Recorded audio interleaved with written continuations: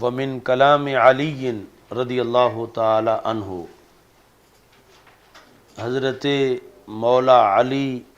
رضی اللہ تعالی عنہ کے کلام سے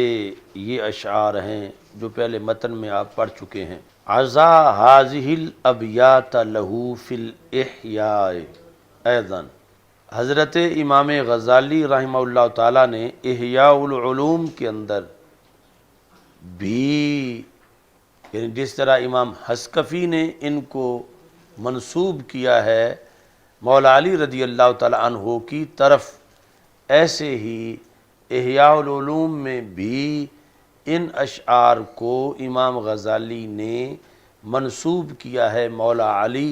رضی اللہ تعالیٰ عنہ کی طرف۔ عزا هذه الابیات له، اچھا جی، قال بعضهم وَهِيَ ثَابِتَةٌ فِي دِیوانِهِ الْمَنْسُوبِ إِلَيْهِ، بعض نے کہا کہ جو دیوان منسوب ہے مولا علی رضی اللہ تعالیٰ عنہ کی طرف، دیوان علی، اس میں یہ اشعار ثابت ہیں۔ یعنی اس سے پتہ چلتا ہے کہ امام شامی رحمۃ اللہ علیہ کے پاس اس وقت دیوان علی نہیں تھا، لیکن بعض کی یہ گواہی تھی کہ دیوان علی کے اندر یہ اشعار موجود ہیں۔ باقی یہ بات کہ دیوان علی رضی اللہ تعالیٰ عنہ واقعی ہی حضرت مولا علی رضی اللہ تعالیٰ عنہ کا دیوان ہے، اس بارے میں انہوں نے منسوب کا قول بولا کہ آپ کی طرف منسوب ہے، یعنی نہ انکار کیا واضح طور پر کہ آپ کا نہیں ہے، اور نہ یہ کہا کہ آپ کا ہے، کہ آپ کی طرف وہ دیوان منسوب ہے۔ یہ بھی ہو سکتا ہے کہ کچھ اشعار آپ کے ہوں اور کچھ اس کے اندر، جس طرح نہج البلاغہ جو ہے اس میں بہت زیادہ حصہ وہ مولا علی رضی اللہ تعالیٰ عنہ کا نہیں ہے، تو ایسے ہی اس کے لحاظ سے بھی معاملہ ہو۔ بہرحال انہوں نے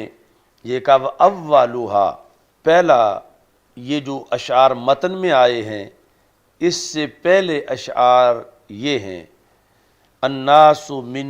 جہت التمثال اکفاء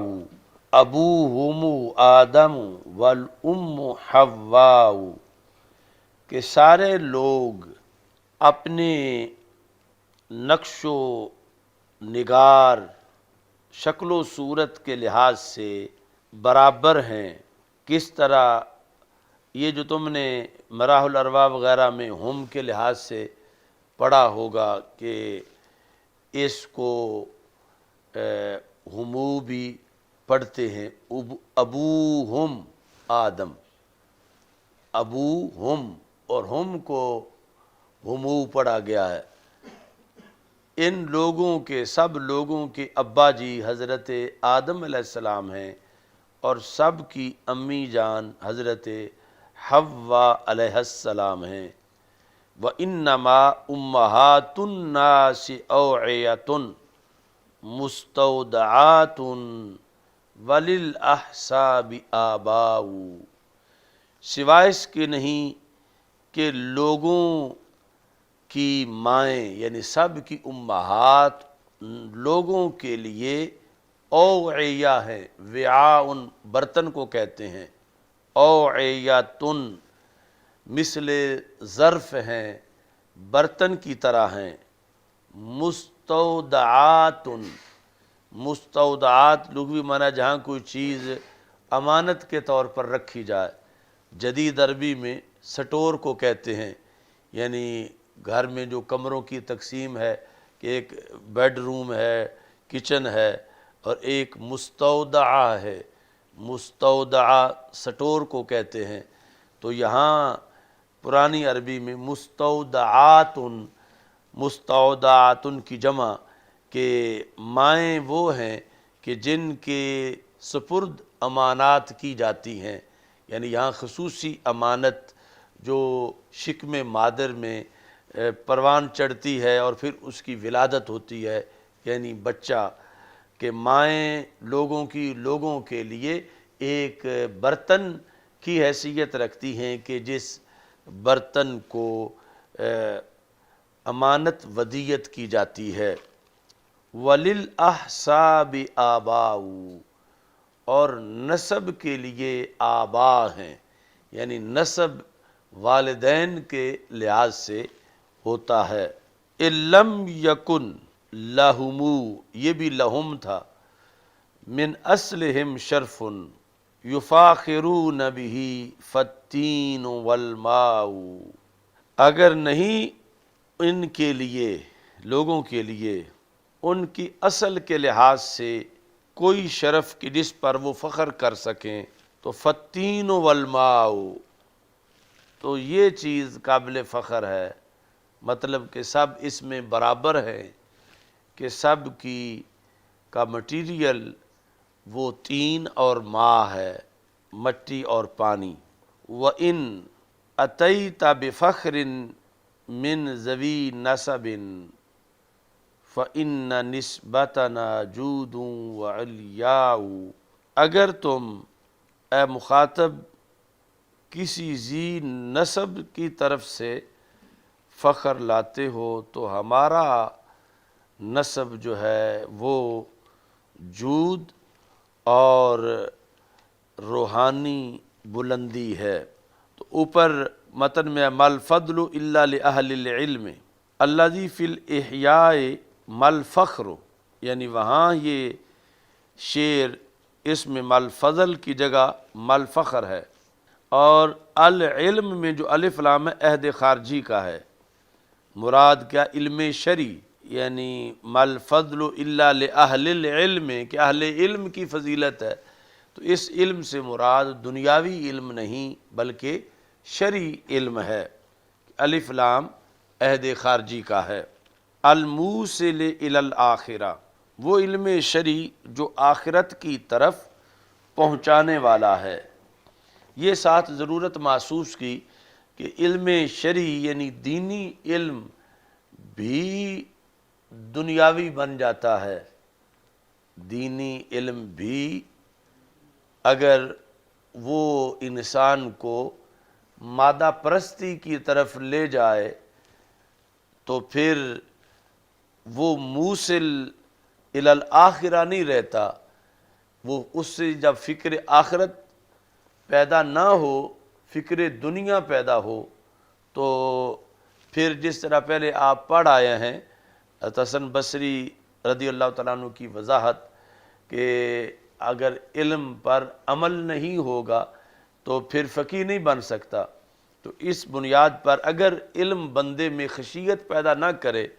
فکر آخرت اللہ کا ڈر پیدا نہ کرے، بلکہ علم کی بنیاد پر وہ جری بن جائے اور دنیا کی محبت میں گم ہو جائے، تو پھر اگرچہ پڑھا شرعی علم تھا لیکن اس کو دینی علم پھر نہیں کہا جائے گا۔ یہ تب ہوگا جب موصل الی الآخرہ ہو کہ وہ علم بندے کے اندر خشیت ازدی پیدا کرے، تو پھر وہ علم یہاں لأہل العلم سے مراد ہے۔ وہ جو حدیث شریف ہے بخاری شریف میں پہلی، من کانت ہجرتہ الی دنیا یصیبها او امرا ینکحھا فہجرتہ الی ما ہاجر الیہ، کہ جس کی ہجرت ہے دنیا کے لیے اور عورت کے لیے کہ اس سے شادی کرے تو پھر اس کی اسی کے لیے ہے، اور من کانت ہجرتہ الی اللہ ورسولہ فہجرتہ الی اللہ ورسولہ، پہلے اس کو ذکر کیا۔ اب یہاں پر دنیا کی مذمت کی گئی کہ جس کی دنیا کے لیے ہجرت ہے اس کی تو پھر دنیا کے لیے ہے۔ تو یہاں محدثین نے سوال کیا کہ دنیا جو ہے اس کے لحاظ سے تو وما انفقتم من خیر، یعنی کسب حلال کی بڑی فضیلت ہے اسلام میں، اور اسے قرآن میں خیر کہا گیا ہے، تو پھر اس کی مذمت کیوں ہے؟ خیر کی تو مذمت نہیں ہوتی، اور اسلام میں جب بڑی حوصلہ افزائی کی گئی ہے کسب حلال کی اور یہ کہا گیا ہے کہ کچھ گناہ نماز روزے سے نہیں جڑتے، الہموم فی طلب المعیشہ، معیشت کی طلب کے غم میں ڈھڑ جاتے ہیں۔ تو پھر اگر کسی نے دنیا کے لیے ہجرت کی، مثلا کاروبار کے لیے، ایک بندہ جو ہے دارالاسلام میں، ایک تو اب دارالکفر میں چلے جاتے ہیں کہ امریکہ یا برطانیہ کاروبار کے لیے، وہ تو ایک علیحدہ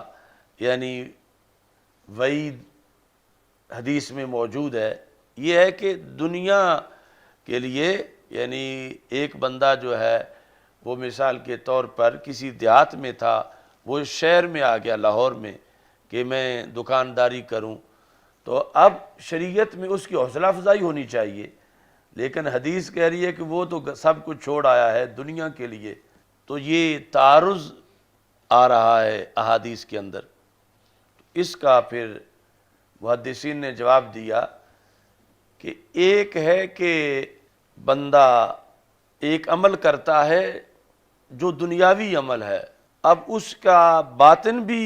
یہی ہے، مثلا ایک بندہ سکول کی تعلیم حاصل کرتا ہے تو وہ تعلیم بھی دنیاوی ہے، آگے اس کا استعمال بھی دنیاوی ہے، اور ایک یہ ہے کہ اندر جو ہے وہ دنیا ہے، اوپر ظاہر دین کو کرتا ہے۔ تو جو مذمت کی گئی ہے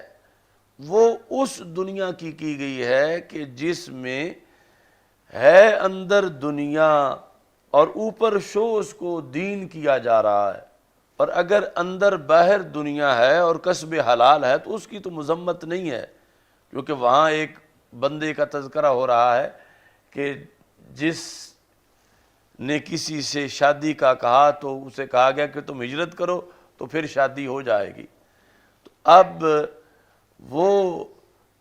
اندرونی تو ہے اس عورت سے شادی، اور اوپر جو ہے وہ ہو ہجرت، تو پھر یہاں جو دنیا ہے اس کی مذمت ہو رہی ہے، ایسی دنیا کی کہ جو باطن میں دنیا ہے، ظاہر میں اس کو نیکی کا کور چڑھایا گیا ہے۔ تو اگر ویسے یعنی ایک بندہ کاشتکار ہے، دکاندار ہے، کوئی کاریگر ہے، تو دنیا کا عمل کر رہا ہے تو شریعت اس کی حمایت کرتی ہے کہ چونکہ یہ کوئی اس دنیا کو اپنے زہد و تقوی کی علامت نہیں بنا رہا، یا اسے باعث اجر و ثواب ظاہری طور پر اس کو کوئی بڑی نیکی اپنے نہیں بتا رہا، لیکن دوسری طرف جو ہے جس کی مذمت ہے وہ یہ ہے کہ ہے دنیا دار مگر اس نے اس دنیا پر کور دین کا چڑھایا ہوا ہے، تو اس کے اندر جو دنیا ہے اس کا ذکر ہے، من کانت ہجرتہ الی دنیا، یعنی یہاں لفظ دنیا اس پر بولا گیا ہے کہ وہ مذموم ہے کہ جہاں پر باطن میں دنیا ہے، ظاہر کے اندر جو ہے وہ اسے دین شو کیا جا رہا ہے بلا تشبیہ و تمثیل۔ مثلا نون لیگ یا پیپلز پارٹی یا پی ٹی آئی یہ کوئی دھرنا دیتے ہیں، جلوس نکالتے ہیں، اور اس میں وہ کہتے ہیں کہ جو برسر اقتدار ہو اس کے لحاظ سے کہ اس کی حکومت ختم کراؤ، وزیر اعظم استعفیٰ دے دے اور اس کا تختہ الٹ دو، یہ وہ۔ اب ظاہر بھی یہ بات ہے، باطن بھی یہ بات ہے، یعنی یہ نہیں کہ اوپر جس طرح کبھی اس طرح ہو کہ ہم استحکام پاکستان کے لیے نکلے ہیں اور اندر یہ ہو کہ ہم اقتدار کے لیے نکلے ہیں، ظاہر یہ ہو کہ نعرہ جو ہے کہ ہم مہنگائی کا خاتمہ چاہتے ہیں اور اندر یہ ہو کہ ہم اقتدار چاہتے ہیں۔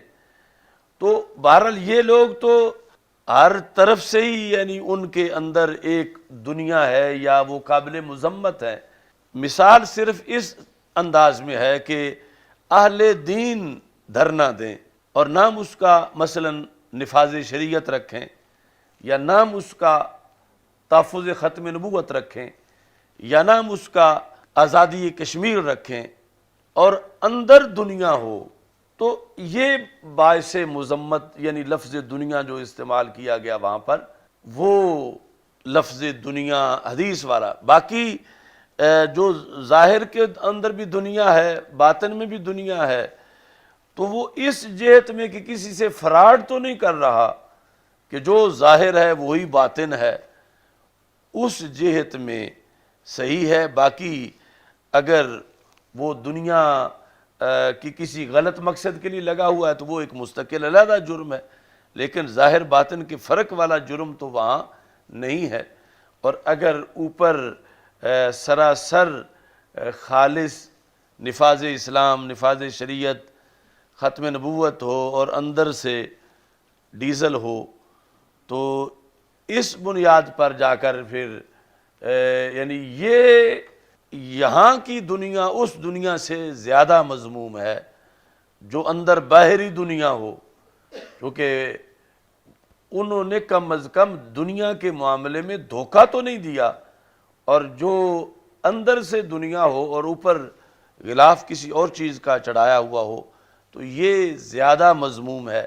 اور دوسری والی کبھی مذموم ہوگی کبھی مذموم نہیں ہوگی۔ اب دکاندار، کاشتکار جو اپنا صحیح کاروبار رزق حلال کر رہے ہیں تو ان کی دنیا کی اسلام نے حمایت کی ہے، مگر یہ کہ دنیا جس کو شو دین کیا جا رہا ہے اس دنیا کی اسلام نے مذمت کی ہے کہ ایسا نہیں ہونا چاہیے۔ تو یہاں پر یعنی یہ جو علم دین ہے اعلیٰ ہے، اور اعلیٰ کو ادنا کا ذریعہ بنانا یہ باعث مذمت ہے، اور ادنا کو ادنا کا ذریعہ بنانا یہ باعث مذمت نہیں ہے۔ تو جس نے پڑھا دنیا کا علم ہے اور اس سے مقصد دنیا کمانا ہے تو وہ پنجابی میں کہتے ہیں کہ جے کون آڑے تے کھان آڑے، لیکن جو پڑھے دین اور اسے پھر دنیا کے لیے استعمال کرے تو یہ باعث مذمت ہے کہ وہاں تھا کہ ادنا کو ادنا کا ذریعہ بنایا، یہاں یہ ہے کہ اعلیٰ کو ادنا کا ذریعہ بنایا۔ تو اس بنیاد پر یہ چیز ذہن میں رکھنی چاہیے اپنی زندگی میں بھی، لِأَهْلِ الْعِلْمِ مَا الْفَضْلُ إِلَّا لِأَهْلِ الْعِلْمِ، کہ فضیلت ہے اہل علم کی، اور الف لام عہد خارجی کا ہے، مطلب علم شرعی کی، اور علم شرعی پھر آگے امتحان ہے کہ علم شرعی اگر اس کو وہ دنیا کا مقصد بنائے گا تو یہ اس سے بھی مذموم ہو جائے گا کہ جس نے پڑھی ہی دنیا تھی اور پھر اسے دنیا کا ذریعہ بنایا۔ یہ پڑھ کے دین پھر اس کو دنیا کا ذریعہ جب بنائے گا تو پھر یہ زیادہ معاذ اللہ باعث مذمت ہوگا کہ اس نے ادنا کے لیے اعلیٰ چیز قربان کر دی کہ علم دین اعلیٰ ہے۔ تو اس لیے وہاں پڑھتے ہوئے عصری علوم نیت میں کہ میرا وظیفہ کتنا لگے گا، تنخواہ کتنی ہوگی، کیا کچھ ملے گا، وہاں تو یہ پہلے دن پوچھا بھی جاتا ہے پڑھانے والوں سے، پڑھنے والے ذہن میں بھی رکھتے ہیں، اور ادھر یہ سوال بھی گناہ بن جاتا ہے کیونکہ یہ دین پڑھنا پڑھانا سارے کا سارا مقصد جو ہے وہ غلبہ اسلام ہے، اور یہ اللہ کا وعدہ ہے وَمَن يَتَّقِ اللَّهَ يَجْعَلْ لَهُ مَخْرَجًا وَيَرْزُقْهُ مِنْ حَيْثُ لَا يَحْتَسِبُ، کہ جو اللہ سے ڈرے گا اللہ اس کو پھنسنے نہیں دے گا، اللہ اس کے لیے مخرج بنائے گا کہ وہ کسی طرح کے مسائل میں پھنس نہ جائے، اللہ اس کے لیے مخرج بنائے گا، نکلنے کا راستہ۔ وَيَرْزُقْهُ، اور اللہ اسے رزق دے گا، کہاں سے؟ من حیث لا یحتسب، جہاں اسے کبھی خیال بھی نہیں آیا تھا۔ مثلا اگر 35 سال کا وہ بندہ ہے اور اس میں یہ شرط پائی گئی ہے کہ اس نے مقصد ہمیشہ یہی پیش نظر رکھا ہے اللہ کی رضا کو، تو اس کو وہاں سے اللہ رزق دے گا جہاں 35 سال کی ایک گھڑی میں بھی اسے اس جگہ کا خیال ہی نہیں آیا تھا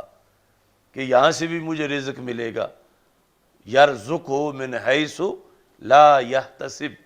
تو اس بنیاد پر یعنی یہ للہیت بندے کے نیت کا مدار ہے، باقی اللہ تعالیٰ جو ہے وہ اسے پھر خالی نہیں رہنے دے گا، رب ذوالجلال اس کو نوازے گا۔ صرف یہ ہے کہ گندم کاشت کرتے وقت نیت دانوں کی ہوتی ہے، بھوسے کی نہیں ہوتی، اور بھوسا بھی آ ہی جاتا ہے۔ تو نیت پڑھنے میں دین ہے اور غلبہ دین ہے، اور دنیا تو بھوسے کی طرح پیچھے آ ہی جاتی ہے۔ اور اگر نیت ہی کاشتکار بھوسے کی کریں تو اسے سوائے احمق اور بے وقوف کے نہیں کہا جائے گا کہ یہ وہ ہے کہ جس کو دانوں کو تو فکر نہیں، بھوسے کی نیت کر کے۔ اور ایسا آپ کو کوئی کاشتکار نہیں ملے گا کہ جس کو کہا جائے کہ یہ تم نے ایک مربع جو گندم کاشت کی ہے اس لیے کی ہے کہ تجھے گندم کے دانے ملیں، یا بھوسے کے لیے کی ہے۔ تو ایسا کوئی نہیں ہوگا جو کہ کہے کہ دانوں کی تو کوئی ضرورت نہیں، مجھے تو بھوسے کی بڑی کمی تھی، میں اس کے لیے کر رہا ہوں۔ تو اعلیٰ مقصد پیش نظر رکھنے سے ادنا تو خود بخود آ ہی جاتا ہے۔ تو اس لیے یہ ہے کہ علوم شریعت کے اندر مقصد احیاء دین ہے، غلبہ اسلام ہے، اور باقی جو رب صبح خالی پوٹے لے کر نکلنے والے پرندوں کو شام بھرے ہوئے پیٹ لوٹاتا ہے، تو وہ پھر اپنے بندوں کو کیسے بھوکا رہنے دے گا؟ صرف وہ توکل پہ ہیں اور ادھر بھی توکل ہوگا تو پھر اس پر اثرات مرتب ہوں گے۔ یعنی اور یہ جس وقت ایک بندے اگرچہ اسباب سارے جائز، اسباب اختیار کرنا جائز ہے، لیکن وہ جو پرندہ صبح گھونسلے سے اڑ کے نکلا ہے کسی کھیت کی طرف، اس کی کوئی دکان نہیں ہے کہ بارش میں دکان کھول لے تو کوئی گاہک آ جائیں اس کا گزارا ہو جائے، اس کی کوئی ملازمت بھی نہیں ہے، اس کی کوئی فیکٹری بھی نہیں ہے، اس کا کوئی بینک بیلنس بھی نہیں ہے، اسے ماہانہ تنخواہ بھی اس کا بھی کوئی اسے تکیہ نہیں ہے کہ مجھے مل جائے گی، تو وہ پورا متوکل ہو کے نکلتا ہے تو واپس لوٹتا ہے تو خالی نہیں ہوتا۔ تو اس بنیاد پر اگرچہ سرکاری ملازمت بھی جائز ہے اور بینک بیلنس بھی محدود جائز ہے، دکان بھی جائز ہے، لیکن اس طرح کے کسی کو کوئی گارنٹی نہیں کہ کوئی کہے کہ مولوی صاحب زور دی پڑھائی اور اثر دی یا پہ پڑھا لوں گے یا اگلے جمعے نہ آوے، یعنی اس کی کوئی اتنا مضبوط سرکاری کوئی سلسلہ بھی نہیں، اور دوسرا کوئی اس طرح کی زراعت، کاشتکاری اور ظاہری اسباب بھی نہیں، لیکن پھر بھی جس وقت وہ دین کو مقدم رکھ کے لگا ہوا ہے تو اب توکل کا اس کا درجہ بڑا ہے جس کی سرکاری لگی ہوئی ہے اس کے مقابلے میں، یا جس کے مادی سورسز موجود ہیں اس کے مقابلے میں، تو اس کو پھر اللہ پرندوں کی طرح زیادہ بھی عطا فرما دیتا ہے۔ وَمَن يَتَّقِ اللَّهَ يَجْعَل لَّهُ مَخْرَجًا وَيَرْزُقْهُ مِنْ حَيْثُ لَا يَحْتَسِبُ۔ تو اس واسطے یعنی مادہ پرستی اور فکر دنیا جو ہے اس سے نکلنے کے لیے یہ آیت اکثر اپنے ذہن میں رکھنی چاہیے کہ ہمارا کام اللہ سے ڈرنا ہے اور کام کرتے رہنا ہے، باقی یہ اللہ کا وعدہ ہے وَكَأَيٍّ مِّن دَابَّةٍ لَا تَحْمِلُ رِزْقَهَا اللَّهُ يَرْزُقُهَا، کتنے چوپائے ہیں جو بوریاں باندھ کے کندھوں پہ رکھ کے نہیں پھر رہے، لا تحمل رزقها، وہ رزق اٹھائے ہوئے نہیں ہیں، مگر یہ نہیں ہے کہ فلاں سڑک پہ ایک بھینس مری پڑی ہے فلاں پہ، بلکہ وہ جو کہ غیر اہلی جانور ہیں جن کو کوئی بندوبست بھی نہیں کرتا، وہ بھی یوں نہیں ہے کہ مرے پڑے ہیں کہ انہیں کھانے کو کچھ نہیں ملا. تو جب اللہ یرزقھا، اللہ جب انہیں کھلاتا ہے کہ جن کے ذمے اللہ کے دین کی کوئی ڈیوٹیاں بھی نہیں ہیں، علیحدہ کام ہے ان کا، تو جن کے ذمے اللہ کے دین کی ڈیوٹیاں ہیں یہ کس طرح فاقے سے مر جائیں جب یہ اللہ کے دین کے ساتھ وفا کر رہے ہوں اور دین والی ڈیوٹی پوری کر رہے ہوں. تو 1000 امریکہ بھی اقتصادی پابندیاں لگا لے، ان کے ختم بند نہیں ہو سکتے، یا جمعرات یا کوئی نہ، یعنی بظاہر یہ اللہ نے کوئی نہ کوئی ذریعہ ان کا بنا ہی دینا ہے اور بنا دیتا ہے کہ جس کی بنیاد پر یہ فکر دنیا سے آزاد ہیں، لیکن اس کی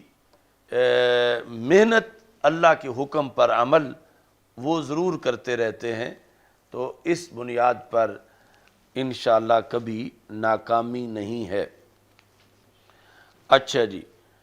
اس کے بعد قولہ انہم بفتح حمزہ علی حذف لام العلت، کہ یہاں مل فضل الا لأہل العلم انہم، تو یہ ہر جگہ بار بار قانون نہیں آتے، تو یعنی یہاں انہم نہیں پڑھیں گے، انہم پڑھیں گے، کیونکہ یہ لام تعلیل جو ہے یہاں پر معذوف ہے. دوسرا انہم پڑھ سکتے ہیں لیکن پھر جملہ مستانفہ بنانا پڑے گا. والمقصود منہ التعلیل، لیکن یہاں مقصد جو ہے وہ تعلیل ہے، انہم پڑھنا زیادہ صحیح ہے. علی الہدی، اس کا معنی ہے رشاد، اور اس کا متعلق ہے ادلاء، جو دال کی جمع ہے، اور دال اس میں فاعل ہے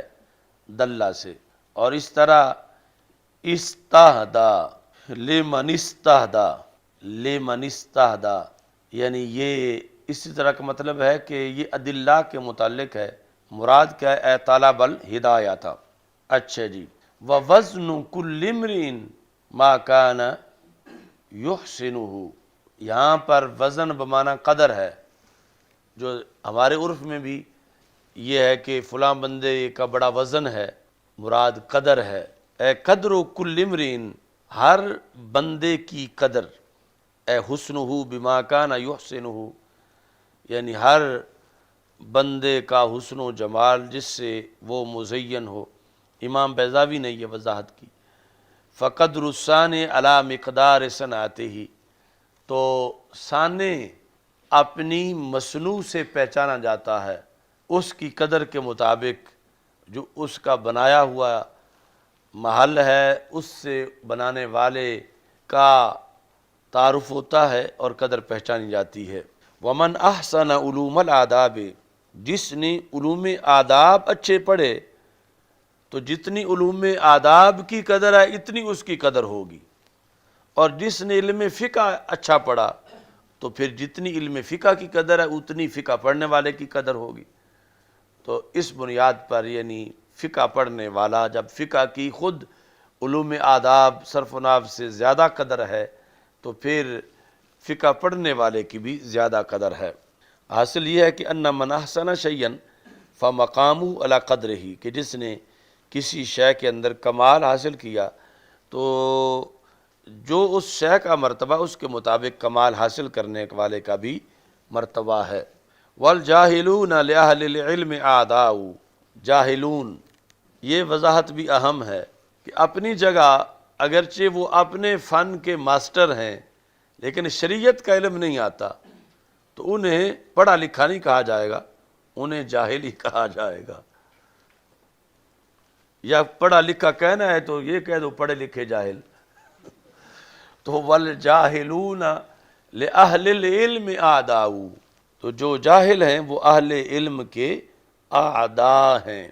اے بالعلم شرعی فیشمل العالمین بغیرہ، تو یہ لفظ جاہل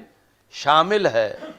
ان عالموں کو جو کہ علم شریعت کے بغیر کے علوم کے عالم ہیں. اب جدید عربی کے اندر عالم کا لفظ سائنسدان کے لیے بولا جاتا ہے، عالم، اور یہ انگلش کے لحاظ سے بھی مثلا یہ کہا جائے کہ علم حدیث کے 65 شعبہ جات ہیں، تو وہ کہتے ہیں کہ یہ جو 65 فنون ہیں ان کو کہیں گے 65 سائنسز، 65 سائنسیں، یعنی 65 علوم۔ تو اپنے طور پر وہ عالم الفیزیا، فزکس کا سائنسدان، یعنی لفظ عالم ہی وہ بولتے ہیں، لیکن انہوں نے یہ کہا کہ جو اس کے علاوہ کے عالم ہیں وہ جاہل ہیں، بل ہم اشد عداوتاً،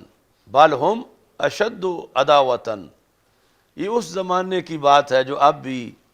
پائی جا رہی ہے۔ یہ کہتے ہیں کہ جو بالکل چٹے ان پڑھ ہیں وہ علماء کے، وہ جاہل جو ہیں وہ علماء کے اتنے دشمن نہیں ہیں جتنے یہ پڑھے ہوئے دشمن۔ بل ہم اشد عداوتاً، عداوتاً لعلماء الدین من العوام، میں عوام میں سے جو دنیا پڑھے ہوئے ہیں یہ عوام میں سے جہال کے مقابلے میں زیادہ دشمن ہیں علماء دین کے۔ اچھا جی، آگے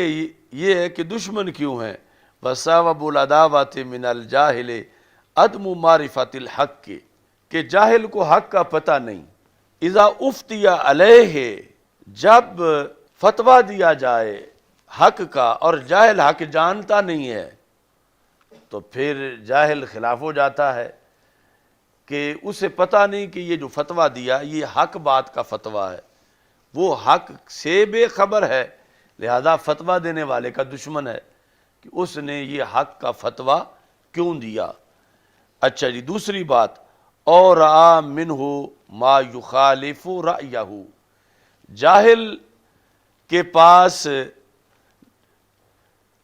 پڑھا ہوا دین کا تو لاہ عمل نہیں، لیکن عقل اس کے پاس بھی ہے، تو اپنی عقل سے اس نے کچھ اصول بنائے ہوئے ہیں، اپنے اصول اور ضابطے، اور ظاہر ہے کہ اس کی عقل ضروری نہیں کہ اس نے جو اصول ضابطے بنائے ہوئے ہیں وہ قرآن و سنت کے بھی مطابق ہوں، لیکن وہ اپنے اصولوں پر بہت خوش ہے، اور اپنے اصولوں کے خلاف جس وقت کسی کا فتویٰ دیکھتا ہے تو پھر وہ سمجھتا ہے کہ یہ مفتی صاحب نے تو میرا رد کیا ہے، یہ میرے مخالف ہے، حالانکہ مفتی صاحب تو قرآن و سنت بیان کر رہے ہیں، مگر اس نے جو اپنی رائے سے ایک لاہ عمل اپنا گھڑا ہوا ہے اس کی جب خلاف ورزی ہوتی ہے تو یہ پھر کہتا ہے کہ یہ عالم دین یا مفتی یہ صحیح نہیں، اس بنیاد پہ اختلاف کرتا ہے۔ وَسَبَبُ الْعَدَاوَةِ مِنَ الْجَاهِلِ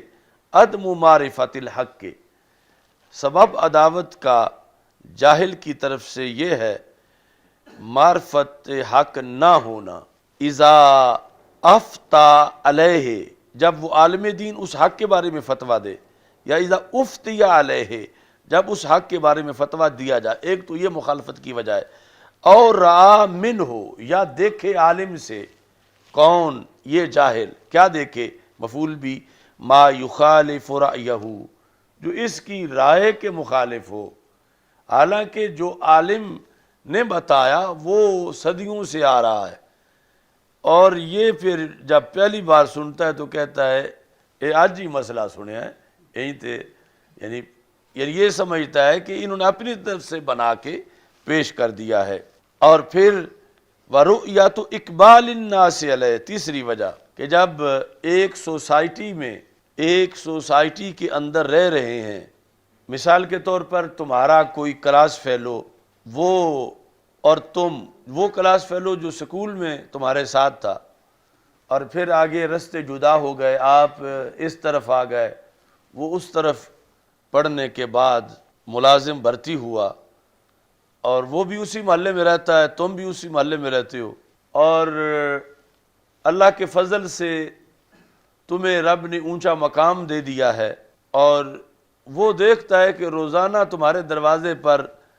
لوگوں کی آمد و رفت ہے، لوگ گاڑیاں لے کے آ کے مل رہے ہیں، کھڑے ہیں، وہ جب اقبال ناس دیکھتا ہے کہ تم قبلہ بن گئے ہو، اگرچہ تم بننا نہیں چاہتے تھے پڑھتے وقت، نیت میں نہیں تھا، لیکن اللہ نے بنا دیا ہے، تو اب اس کو غصہ آتا ہے کہ یہ میرے ساتھ ہم اکٹھے ہی پڑھتے تھے، تو ہمارے اسکول میں ایک جیسے نمبر ہوتے تھے، اور یہ آج اس کی طرف یہ لوگ دوسرے ملکوں سے بھی آ رہے ہیں، مجھے میرے محلے والے بھی کوئی نہیں جانتے،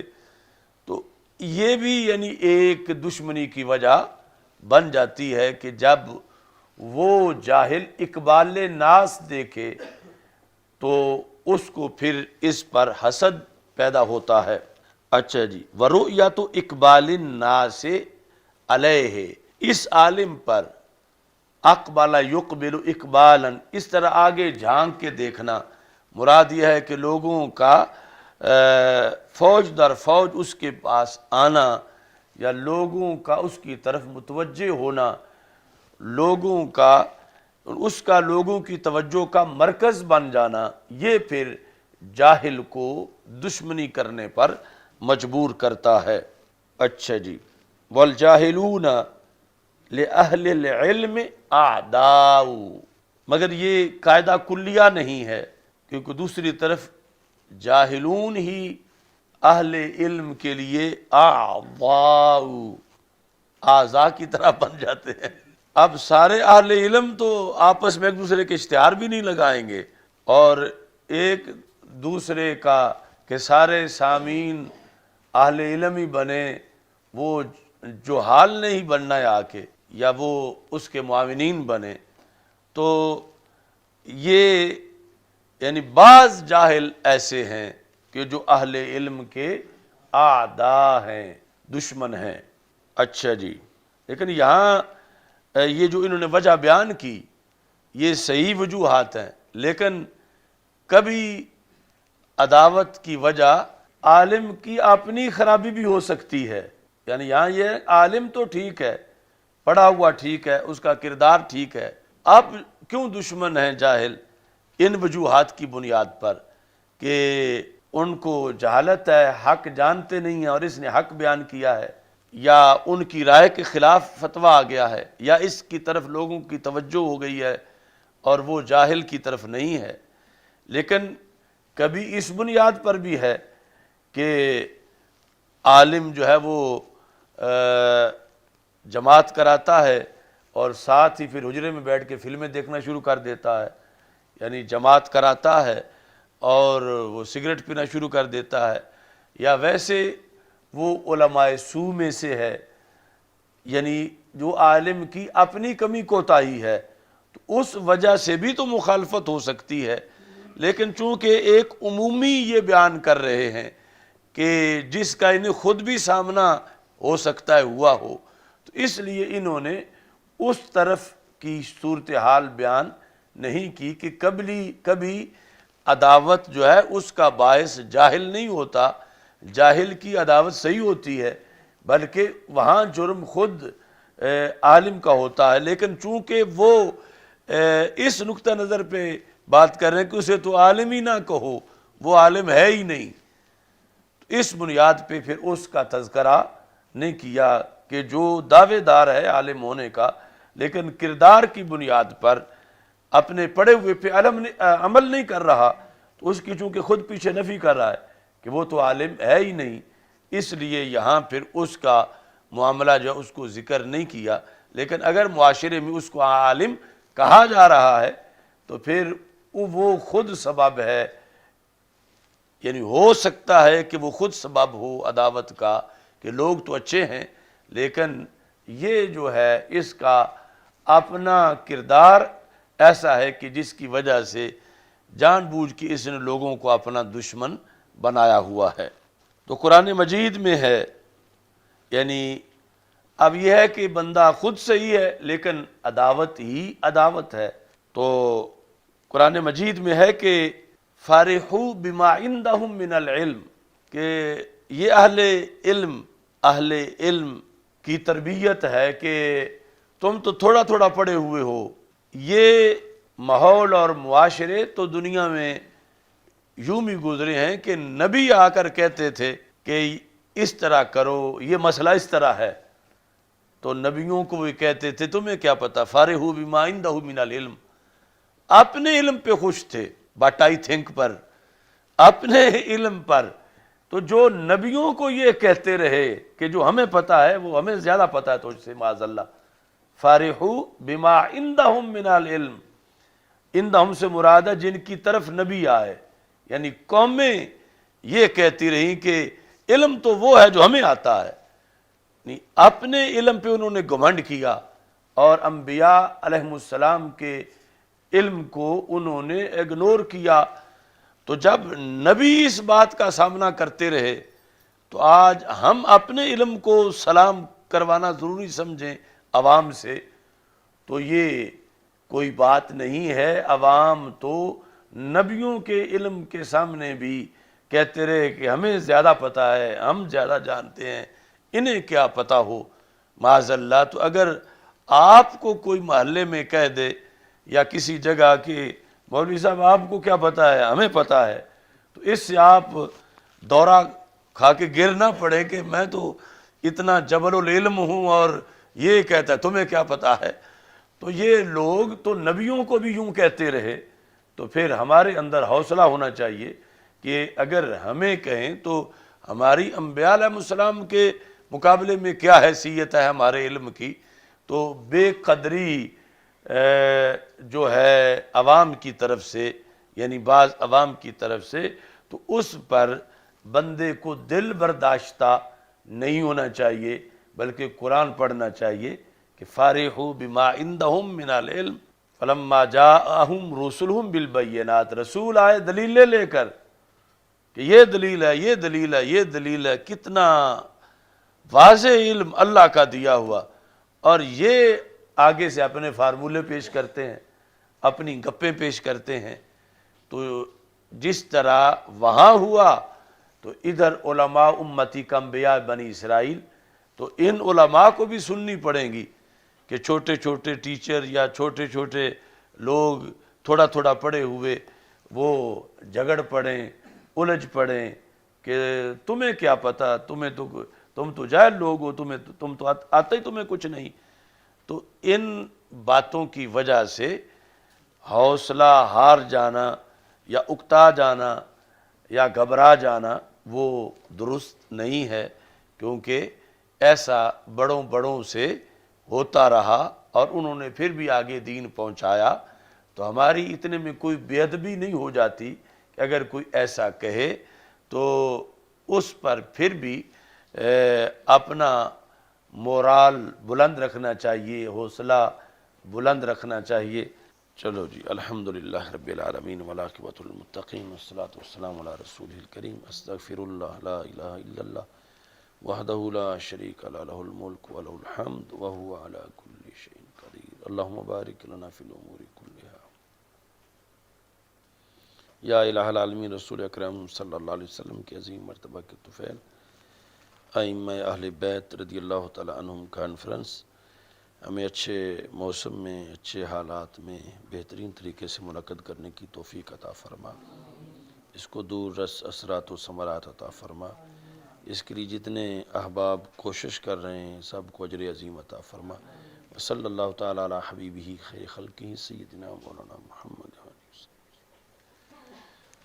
انشاءاللہ کل بھی سبق ہوگا، تو چھٹی کا عطف نہ ڈال لینا کہیں۔ توحید و رسالت کا نعرہ دنیا میں لگانے نکلے